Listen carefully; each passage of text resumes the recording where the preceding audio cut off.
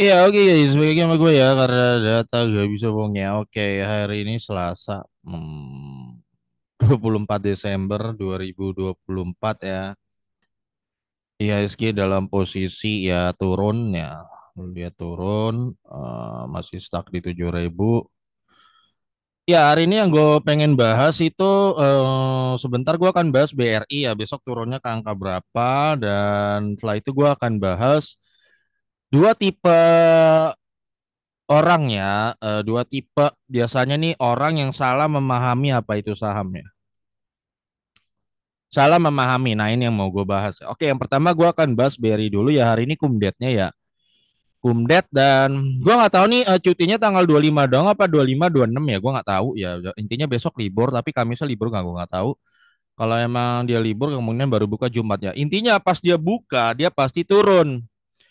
Nah, turunnya apa? Apakah langsung ARB begitu? Ya enggak, Joni ya. Jadi turunnya adalah sesuai dengan jumlah dividennya ya, dengan sesuai dengan jumlah dividennya. Dan itu berarti kalau dividennya 4.200 ya kira-kira range turunnya ya. Range turunnya itu di pembukaan market nanti entah itu Kamis atau Jumat itu dikurang aja 135 ya. 1.200 ya kira-kira di situ ya. Ya 4.065 lah.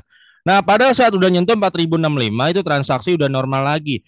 Nah, ada nggak kejadian John? Pernah malah di XDate hijau ada BNI waktu itu hijau ya. Jadi bisa nggak BRI nanti di hari kata Kamis atau Jumat pas pembukaan bisa hijau bisa juga ya. Jadi jangan ngartiinnya dividen 135 wah besok ARB 1.000 ke 3.000 nggak begitu Joni. Kalau lu terus menerus pakai paham itu sendiri, lu artiin sendiri ya selamat. Maksud gua orang udah cuan terima dividen terus lu ketakutan sendiri karena lu punya paham aneh sendiri gitu loh. Banyak John. Di bursa ini banyak retail punya pahamnya dia sendiri, ngaco sendiri dan dia tetap yakin itu yang benar. Contoh ya. Kemarin tuh banyak banget paham begini. Wah, AAD ini nggak masuk akal, John. Masa anaknya dijual 5.700? Ini ada loh, John ya. Ini biasa nongol kalau di sosial media kasih petua-petua soal trading ya, petua-petua. Tapi cara memahaminya begini, ya. Wah, kalau ngomong panjangnya udah kayak suhu gitu lah. Tapi ngasih petua gini. Wah, ADI anaknya 5.700. Adro induknya 4.000. Nggak masuk akal ya nggak kata dia. Wah, ini nggak masuk akal kata dia. Ya, harusnya ADI dihargain 2.000, harus di bawah Adro kata dia. Jadi menurut dia ADI bakal ARB bla bla bla bla karena harga warasnya yang entah dia dari mana hitungannya ya. Kata dia ADI adalah 2.000. Yang terjadi kan lo sama-sama tahu kan ternyata AAD jebol sampai 11.000 kan gitu. Ternyata arah gitu kan berjilid-jilid gitu kan. Arahnya berjilid. Kenapa? Karena dia nggak banyak orang nggak mau belajar. Adro itu lembar sahamnya 20 miliaran. AADI cuman 7 miliar. Ya, jadi beda value-nya 5.700-nya ADI dengan Adro 4.000 tuh beda value-nya. Tapi banyak orang John di bursa ngartin sendiri. Oh, yang bener mah begini kata dia. Ya udah.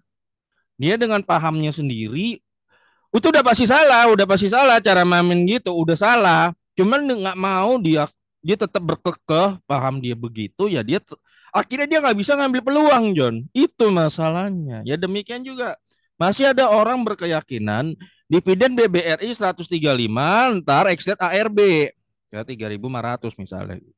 Masih ada orang berkeyakinan seperti itu. Ya. Nah, jadi kalau menurut gua ketika nanti besok udah sentuh di 4.060 ya itu udah normal lagi transaksi. Bisa hijau bisa aja hijau ya. Apa nanti bisa turun lebih dalam lagi dikit ya besoknya mungkin bisa juga seperti itu ya.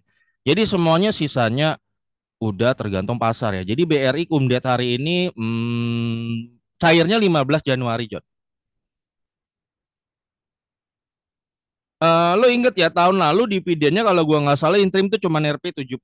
Nah, itu enaknya sebenarnya nabung dividen investing ya. Sekarang 135 ya, itu aja udah ningkat hampir dua kali lipat tuh. Ya. Apalagi lo tahu dengan kebijak BI nih, ya, BI kan yang gue udah bikin video ya, BI itu lagi gencar beli SBN yang di pasar sekunder. Pasar sekunder itu yang punya para investor. Investor termasuk financial institution kayak bank gitu loh. Jadi BI dia beli tuh obligasi dari perbankan banyak, ya termasuk investor lain sebenarnya ya, tapi kan paling banyak yang banyak pegang kan juga perbankan, dia jual. Nah, jadi para perbankan ini John, perbankan ini dia cuan secara capital gain ketika jual SBN-nya ke BI. Nah, dia udah cuan John, udah cuan gede karena BI beli di harga tinggi. Gitu loh. Lalu mereka dapat duit kan, oh kayak perbankan-perbankan ini dapat duit, dapat cash, dia salurin lah kredit murah ke rakyat. Contohnya, misalnya lu kalau pernah lihat BBNI tawarin pinjaman 50 juta, bunganya cuma 300.000 setahun. Nah, kayak gitu. Demikian juga lo tahu kan banyak kartu kredit, kok bisa bunga 0%? Ya, lu cuman bayar biaya admin gitu. Karena dari situ John, kenapa mereka berani? Kenapa banyak bank berani Joni? Kok bisa 50 juta cuman cuman bunganya cuma 300.000 seperti itu? Karena para bank ini sudah cuan secara capital gain ya, SBN-nya udah dibayarin BI gitu loh. Nah, BI duitnya dari mana John? Dia cetak uang baru. Tujuannya apa? Menstimulus ekonomi gitu loh. Nah, ketika lo udah paham kayak gini John, wah bahwa ternyata ketika nanti situasi dalam posisi berbau krisis, deflasi dan segala macam, wah yang pertama diinjek oleh BI adalah perbankan lah. Seperti itu. Ya. Nah, itu John ya. Jadi besok kira-kira ya seperti itu. Oke, nah sekarang gue mau bahas John ya. Dua tipe orang yang menurut gue salah memahami apa itu saham. Salah, salah banget memahami apa itu saham ya. Dasarnya John, saham itu adalah penghasilan pasif. Itu dulu deh ya, pasif ya. Jadi penghasilan ada dua John, ada aktif dan pasif. Aktif ini lu harus kerja baru dapat duit. Ya, misalnya lu kayak gue misalnya guru gitu. Gue harus ngajar bahasa Inggris baru gue dapat payment. Kalau gue tidak ngajar, gue tidak dibayar. Demikian juga lu misalnya yang jual apa? Atau lu misalnya yang jual sembako gitu ya, lu harus urus toko lu, jual, baru lu dapat duit. Kalau lu tidak urus toko lu, malas-malasan lu nggak dapat duit. Demikian juga kalau lu karyawan swasta atau PNS segala macem, itu namanya penghasilan aktif. Lu harus kerja dulu, baru dapat duit. Ya, seperti itu ya. Terserah lu mau tafsir apa ya. Atau lu mungkin punya franchise atau biji gitu, misalnya franchise Extreme C gitu kan. Lu punya dua, tapi kalau lu masih selama lu masih ngurus gitu ya, selama lu masih ngurus pergi ke cabang satu, cabang ini lu ngurus, itu masih aktif buat lo, belum pasif. Pasif itu apa John? Penghasilan pasif adalah sebuah penghasilan yang lu nggak perlu urus, ya mungkin kecil banget porsi lu ya di situ ya, cuman dikit banget lu terlibat gitu, atau bahkan tidak sebenarnya tidak terlibat sama sekali sebenarnya ya. Mungkin kalau terlibat kecil banget, tapi lu terus dapat income dari situ. Nah, ini namanya penghasilan pasif. Jadi saham itu mau sejatinya adalah pendapatan pasif. Nah, ada dua tipe orang yang salah memahami saham. Oke, yang pertama, John, tipe pertama adalah ini gue biasa pengusaha usaha mikro lah, UMKM tapi yang mikro. Mikro ini modalnya 1 M ya, 1 M ke bawah, paling tinggi 1 M mikro. Kalau kecil kan, ya mungkin kecil juga kena lah 1 sampai 5 M. Ya, modalnya kalau kecil ya, kalau mikro itu 1 M. Ya, oke gue bicara mikro dulu ya. Ya, dia jadi modalnya ini 1 miliar, paling mentok 1 miliar ya. Ya, kalau lo modal lo 200 juta, 50, 100, 500 ya itu termasuk lo di usaha mikro. Ya, kemarin franchise salah satu es krim John lo tanya terkenal itu ya, yang brand M itu. Ya, itu franchise-nya kan kalau lo mau franchise itu kan gue kemarin nonton tuh 800 sampai 1 M. Biaya franchise-nya lah untuk 3 tahun. Ya jadi lu kira-kira bisa bayangin ya usaha mikro tuh paling mentok kira-kira lu punya itu brand es krim satu ruko kecil itu ya itu jatuhnya udah usaha mikro ya. Oke. Nah, biasanya orang di usaha mikro ini kenapa banyak lu temuin yang begini tuh gagal paham soal saham ya. Karena begini, dia menyamakan pendapatan dia di bikin usaha seperti ini ya misalnya dia franchise di sini yang sebenarnya masih aktif buat dia samakan kepada saham yang yang nature-nya adalah pasif. Nah, ya. Oke, kesalahannya di mana, John? Kebanyakan orang yang menjalani usaha seperti ini ya, John. Dia tuh sebenarnya sedang menjalani usaha pasif dan ketika dia coba memahami saham, dia memahami saham dengan sebuah usaha aktif yang dia lakukan dan dia menganggap wah dividennya mah kecil kata dia. Contoh. Oke, seseorang ngambil franchise es krim ya. Ini dia franchise es krim kira-kira ya 801 M, 100 juta 1 M gitu ya untuk 3 tahun. Ya kita genapkan aja 1 miliar gitu ya. Ya ini gua kemarin udah sedikit riset-riset pengeluaran mereka berapa berapa. Oke, dulu franchise ini John ya, es krim ini franchise-nya itu kalau dulu waktu lagi hype-hype baru awal-awal, lu bisa laku 1.200 es krim sehari kalau waktu lagi hype ya tapi belakangan ini kata dia kebanyakan orang yang gue lihat rata-rata 300 es krim sehari ya bahkan mungkin ada yang lebih kecil ya ini karena udah mulai sepi dan bukan sepi ya sebenarnya mungkin karena cabangnya udah banyak termasuk juga saingan lain sehingga penjualan pasti menurun nyamannya cabang makin banyak kan pasti pembeli terpecah-pecah seperti itu oke 300 es krim. Dia modalnya 1 M nih ceritanya Don, 1 M. Oh, jadi nanti dia nanya, kalau gue punya 1 M gitu ya, gue lebih baik taruh saham atau gue misalnya beli franchise tuh es krim gitu. Gue jalanin. Nah, ini pertanyaan ini untuk seperti itu ya. Oke, dia punya itu 1 miliar dan dia bisa laku 300 es krim. Maka dalam 1 hari, kira-kira kalau dia laku 300 es krim kali 10.000 es krimnya kan ya, maka pendapatan dia 1 hari ya, omset itu 3 juta rupiah. Ya, 3 juta rupiah 1 hari ya. 3 juta. Ini standar ya, 3 juta rupiah. Dan kalau lu kali 30 hari, John, ya 30 hari kira-kira ya. Maka oke kita genapkan aja. Oke, kalau 3 hari berarti jadi 90 juta.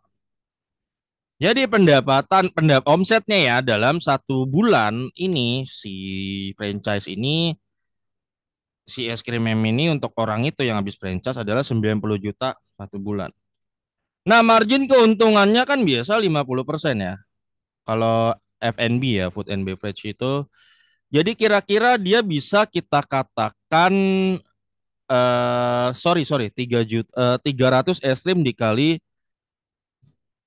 1 juta ya dikali 30 berapa? Eh 1 juta dikali 10.000 dikali 300. Aduh, 300 es krim segini berarti sehari ya benar 3 juta ya. 3 juta kali ya 90 juta. Oke, margin keuntungannya kan 50% ya.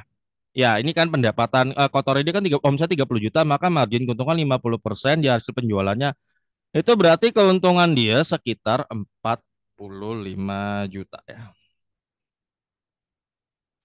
Ini laba kotor 45 juta ya, belum laba bersih. Sebulan nih 45 juta dan biaya operasional ya setelah gua baca-baca di beberapa tempat kira-kira John ya, mungkin di tempat berapa orang beda.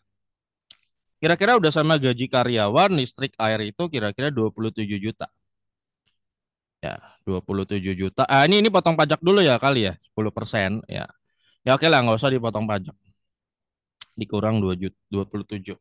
45 dikurang 27 juta oh ya operasionalnya, maka dalam 1 bulan maka laba laba sesudah dipotong operasional, maka dia mendapatkan keuntungan sebesar si owner ini ya, si owner nih 27. 18 juta ya. Wis, 18 juta sebulan ya, termasuk besar gitu ya, termasuk besar. Nah, karena oke, dia cara ngitungnya gini, John. Ya. Wih, berat. Gua aja kalau daripada gue beli saham, mending gua franchise nih es krim. Ya, wih, gue bisa dapat 18 juta sebulan dan berarti setahun 18 dikali 12 maka setahun gue bisa dapat sekitar 216 juta dia bilang ya 216 juta.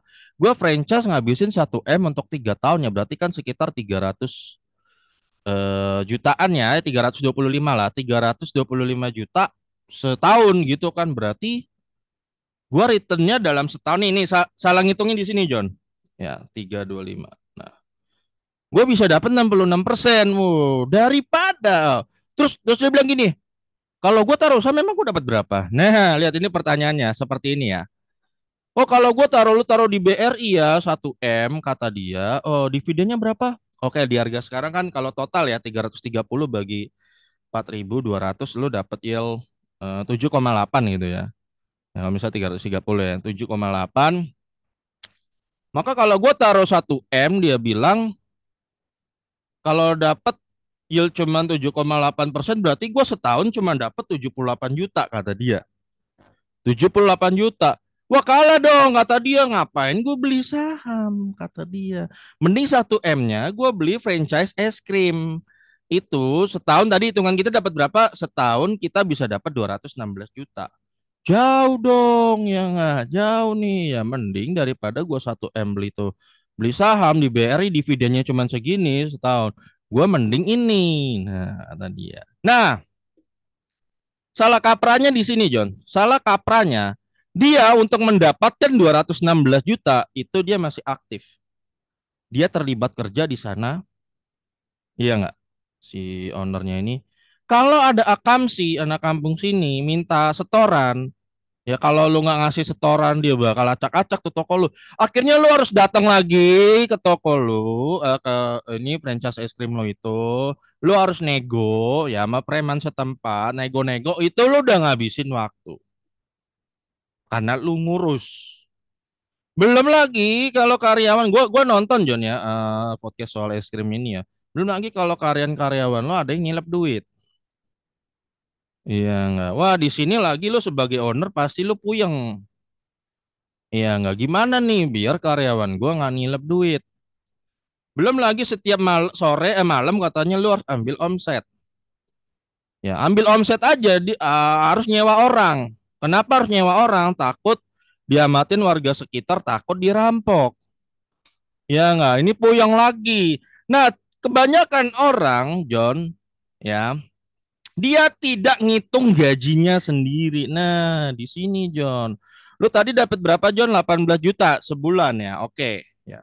18 juta di franchise ini ya. Lu sehari mikirin nih franchise. Lu urus enggak hanya harus franchise ini ya, maksudnya lu ngurus bisnis dagangan lo lah apa segala macam usaha lo seperti itu.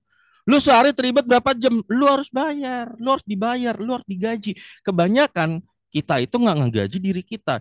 Contoh, gaji menurut gue yang standar ya, 1 jam itu harusnya kalau lu udah terlibat 1 jam ya, untuk mikirin itu lu harus digaji 100.000 menurut gua. Bayangin ya kalau lu ngurus usaha lu 6 jam, sebenarnya gaji lu 1 hari itu adalah 600.000. Kalau 6 jam, ya. 600 kali 30 berapa, John? Ya benar 18 juta, 18 juta. Jadi sesuatu yang lu kira besar ini sebenarnya itu adalah gaji lu.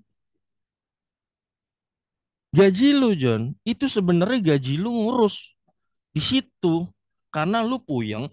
Nah, ini juga kalau gue patok 6 jam, tapi kan kadang banyak orang karena dia punya ngurus usahanya, dia bisa puyeng sampai 24 jam sehari, bener nggak? Malah bisa kadang-kadang nggak bisa tidur saking pusingnya.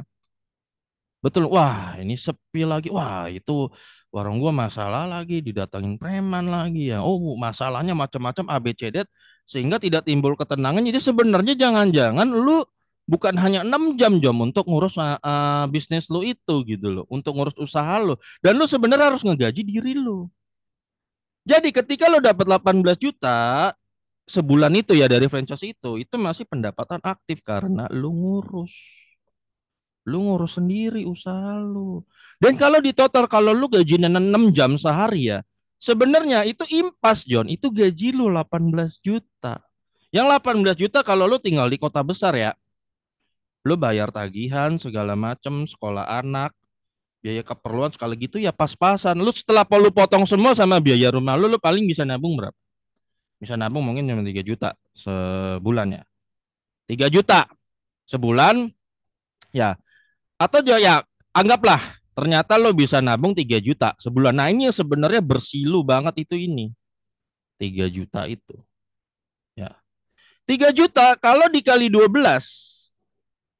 ya 3 juta dikali 12 lo dapat sebenarnya bersilu itu adalah sebenarnya 36 juta doang setelah lo potong pengeluaran lo sendiri. Ya sama biaya-biaya lain lo cuman dapat 36 sebenarnya. Kalau franchise itu kita jatuh 325 juta per tahun ya, maka 36 bagi 325.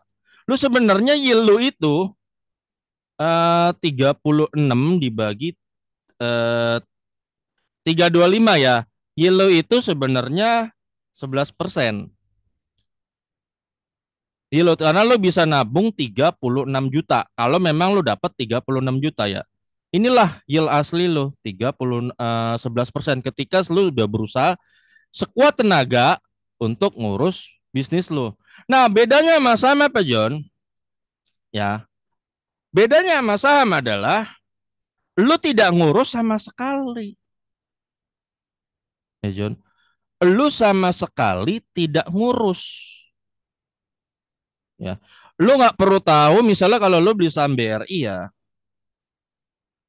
lu tidak perlu tahu ini di kantor cabang itu ada masalah apa, itu udah ada timnya yang ngurus, lu udah nggak perlu lagi di mereka ini kalau misalnya dapat dipalak preman setempat, lu udah nggak perlu tahu, lu nggak perlu tahu lagi mereka kliennya gimana, lu nggak perlu tahu mereka nyalurin kreditnya kemana aja, nggak perlu tahu bla bla bla bla bla, pokoknya setiap tanggal bagi dividen, lu dibagi, ya.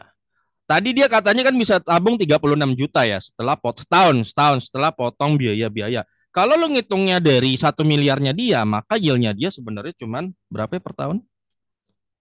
Ya sebenarnya cuma 3,6% dari modal awal 1 M. Karena lo cuman bisa nabung 36 juta.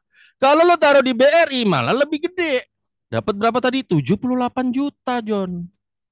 Ya, 78 juta, 7,8% itu adalah penghasilan pasif. Pasif itu lu bener-bener nggak ngurus. Energi lu nggak kesita untuk mikirin. Lu setiap hari bisa enjoy ya nonton TV, no, main game, olahraga, nge-gym, atau lu lari-lari, ketawa-tawa, sepeda-sepedaan gitu. Tanpa lu puyeng gitu loh. Dan ternyata kalau dihitung-hitung sebenarnya kalau menurut gua lebih untung gini kan, lu kagak mikir, nggak terlalu mikir gitu loh.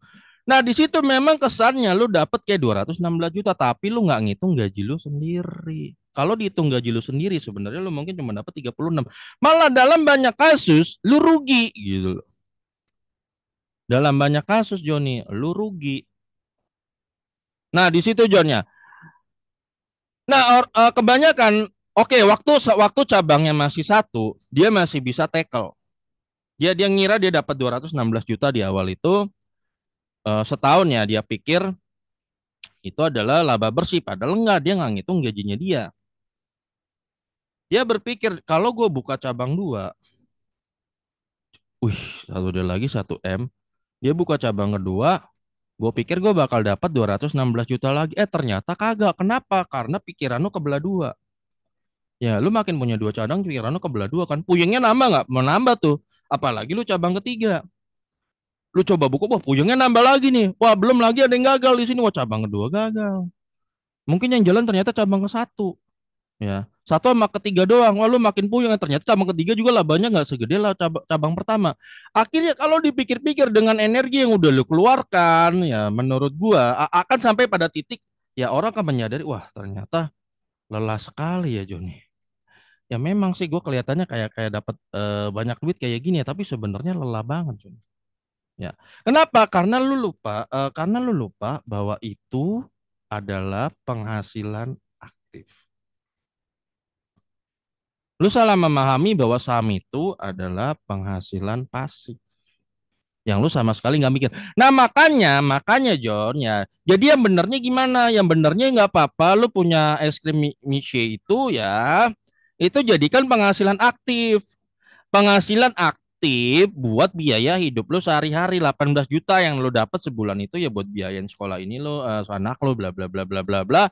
Sisanya lo dapat berapa ya? Disitulah duit dingin itu lo taruh di saham. Sisanya mungkin 3 juta satu bulan lo bisa nabung, taruhlah di saham. Saham itu adalah penghasilan pasif yang suatu hari lo kumpul-kumpul akan jadi gede. Saham itu lo nggak perlu ngurus, John. Duit yang lo beli di saham itu, misal lo beli Bang Beri nih, itu lo nggak perlu ngurus, nggak perlu lu puyeng gitu loh. Ya. Nah, jadi kesalahan tipe orang pertama adalah mengira saham itu adalah sebuah sama dianggap kayak franchise, nggak begitu. Yang lu urus sendiri enggak. Ya atau dagangan lainnya terserah lu mau ngapain gitu ya. Mau jualan apa seperti. Nah, ini tipe pertama, dia salah nyampur adukin duanya sehingga gak ketemu. Tapi lama-lama John ketika nanti dah biasanya orang harus gagal dulu John baru nyadar.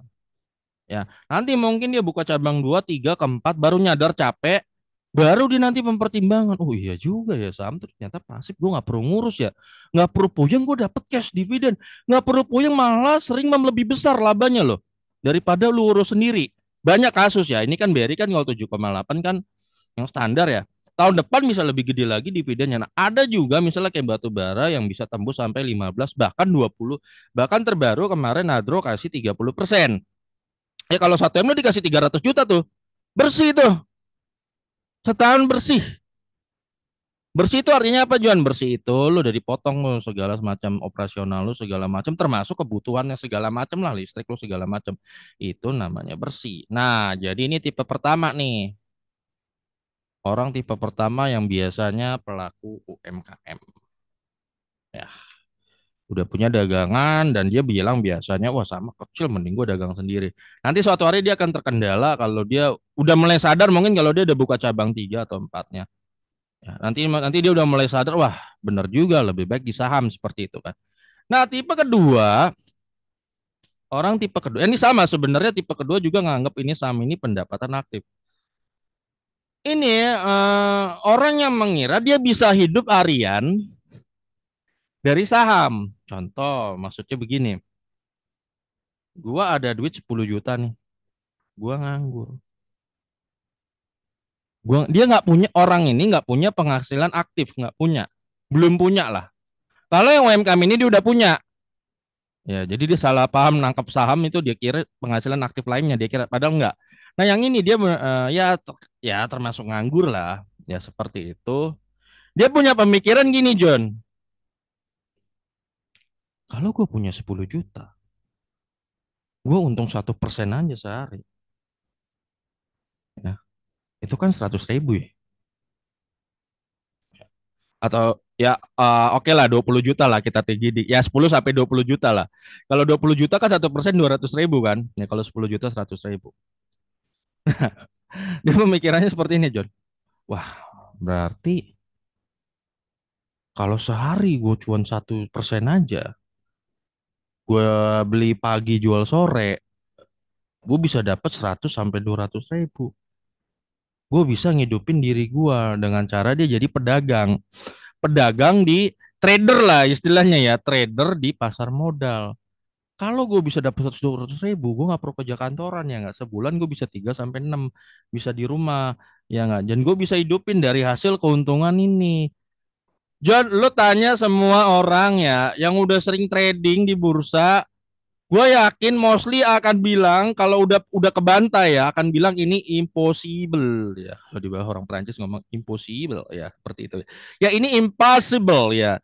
Sangat enggak mungkin ya. Lo modal 10 juta tiap hari lo bisa narik 100 sampai 200 ribu. Lo cuan bersih atau 2%. Ya oke lah hari pertama bisa, hari 2 bisa. Nanti ada waktunya lo kebantai dan modal lo makin berkurang. Kenapa? Karena tidak semudah itu Ferguson ya untuk